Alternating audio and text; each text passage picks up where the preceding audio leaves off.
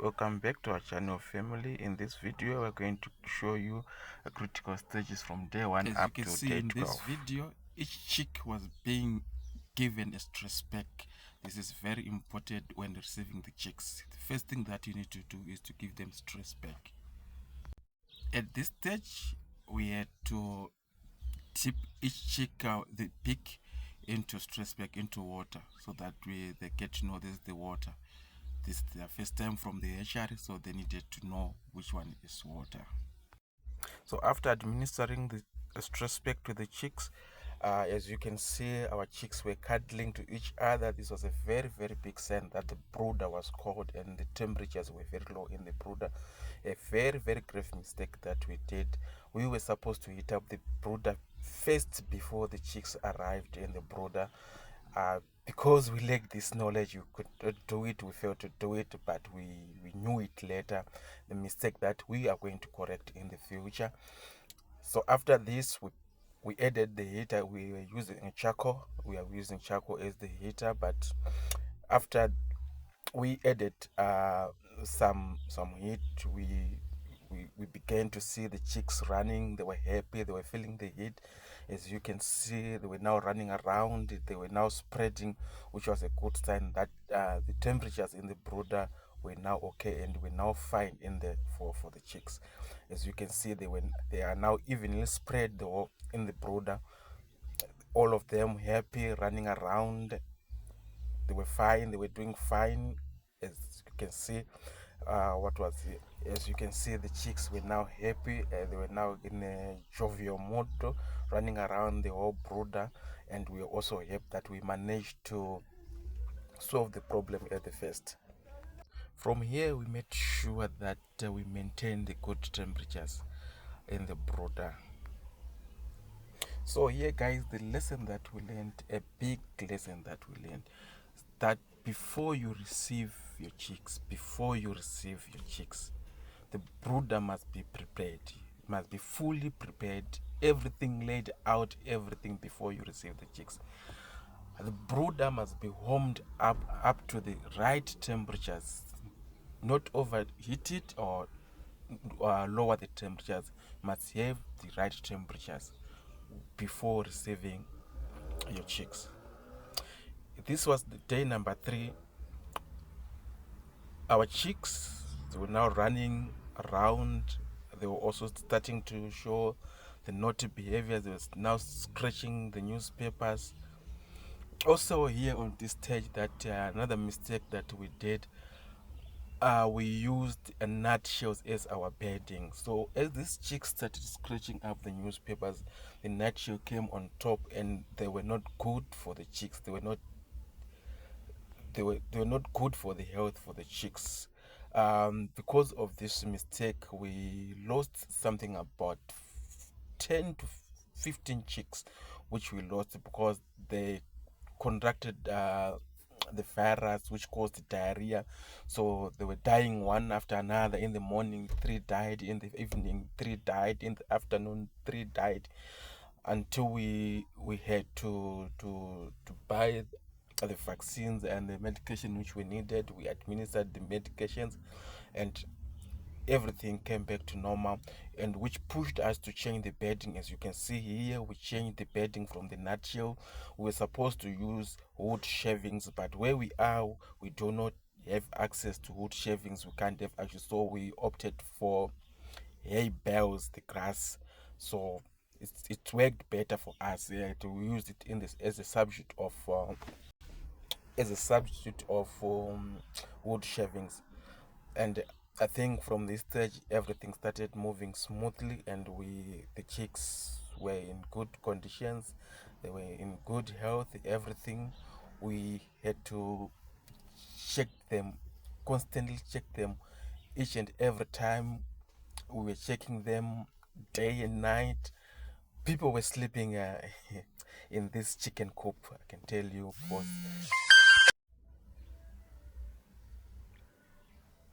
So as you can see, these chicks, they were now running around showing the naughty behaviors. So we had to change also our heat source. We had to hang it from the roof, because putting it down, these chicks were now jumping into fire, into the heat, and even one bird were burnt and it died same time. Ash, that was very bad. So as you can see, our heater is hanging from the roof. So from day 5 going upwards, I can say from at the end of first week, the chicks were now showing that they were in good condition, they were healthy, and they were now eating. You could see that these chicks, they are now eating, and the naughty behavior was there. It was notable. They were scratching the walls, running around everywhere, but that was the good thing. We could see that they are in good health, nothing, there was no problem. And the other thing that we were doing, we were constantly checking the waters. You have to constantly check the water, see if they are not pooping in the water. Once you see the dirt in we need to change the water immediately. You don't need to let it like that. At the same time you see that the water is no longer clean, you have to change it. Chicks must drink the water. The same water that you can drink is the same water that must be given to the chicks. If you can see that you can't drink this water, it also means that the chicks cannot also drink. And the chicks were growing fast. As you can see, the feathers, they were starting to develop the feathers, and others, they were also developing the tail. Good sign that everything was good, everything was going well. They were developing fast and they were growing fast also. As you can see, they also started showing the other chicks. They were now bullying, they were now starting to fight. They were now bullies among these chicks. There was that when we start to see also the signs of that there are some roosters in our flock. So you can look at them, how they are fighting everywhere. They were now fighting, jumping on each other, fighting. It was fighting all over, everywhere. It was now fighting.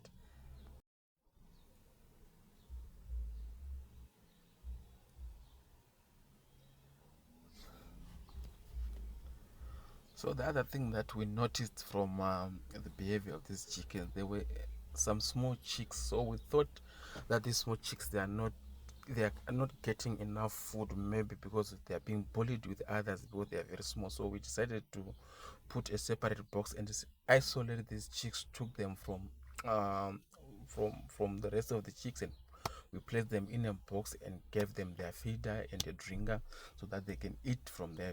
Indeed, it helped us because they ate and they were growing. So here, this was the end of week 3. This was week 3. The chicks were growing fast, they were big, and we could see that uh, the brooder was becoming smaller bit by bit.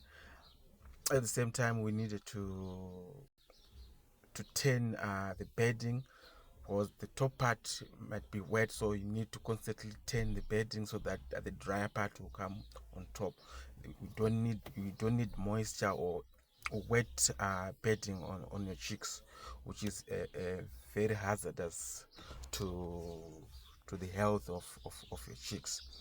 As you can see, this is what was taking place. We're turning the bedding from the one which was down, we're putting it on top.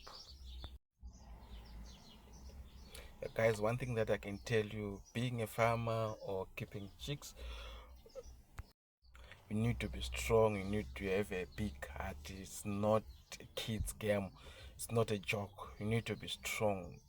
This thing, it needs you to have that passion of and determined to do this thing, because we cannot do it if we are weak. If you are weak, I'm telling you, it's an everyday job. It's a very, very, very difficult job to do. But if we are passionate, if we are determined, you can win at the end. Also, the other thing, you need to have knowledge. You need to do researches before you start this kind of farming. Here, this is another chick. It was weak. The bones could not walk, only spreading the wings. So through the consultation, we found that maybe the feed that we're giving the chicks was lacking calcium because it wasn't strong. If it lacks calcium, obviously the chicks, the bones will not be strong. So the best option that we did, again, we isolated this chick. We started feeding it and treating it separately from the box. Um, not in among other chicks, so we had to put it separate. We had to isolate it from the rest of the chicks.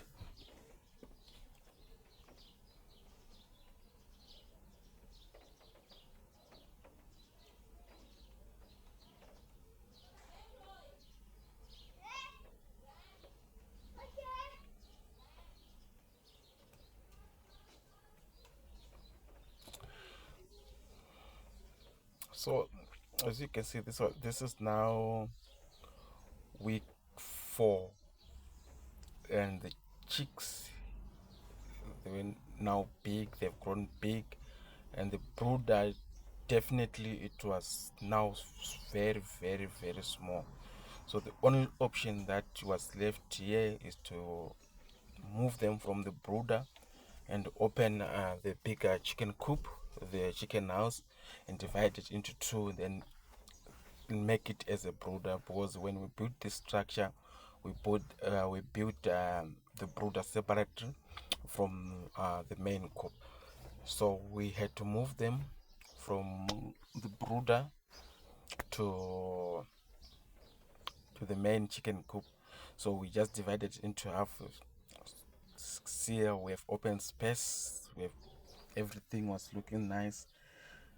They were now having enough space. Then this is week 4.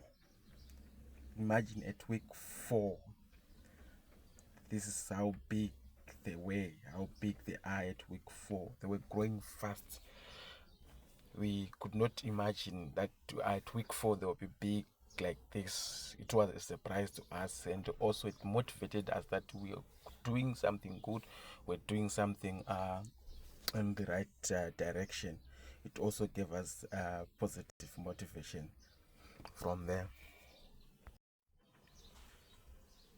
So we stopped providing it at week 6 because they were fully grown, they had all feathers, so there was no need for us to keep giving them hits. So we had to cut the cost there, and we opened the brooder. We now opened the whole space. They were now using the whole space. This was week 6. They were now big, very big, very, very big. So we opened the space for them so that they can have enough space to play around, so that we can also reduce the risk of them pulling each other. As you can see, they were not supposed to be crowded. From the pictures, they have enough space, they are enjoying everything, and everything looked good, everything was sharp. From As you can see from the video, everything was okay, and our feeders and drinkers, they were also hanged from the roof, freezing for these. It was to avoid them to spill over water and feed, and so if they spill water from the drinkers, it means we have to change each and every time the bedding. So we have to hang so that they cannot play around on over the drinkers. So this thing of hanging the feeders and drinkers from the roof, it really helped. It really helped it, and it worked to our favor. It worked to our advantage. Another thing that I may be skipping from all the days from day one, you must take note that we were vaccinating the birds. We were giving the birds all the vaccinations which were needed by the time. All the Newcastles were vaccinated. Everything was vaccinated.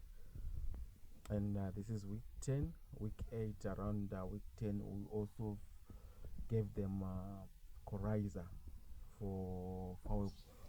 And among the vaccines that we used, we gave them vaccine for fowl pox. We administered it. Also around day 60, day 70, we also administered coryza.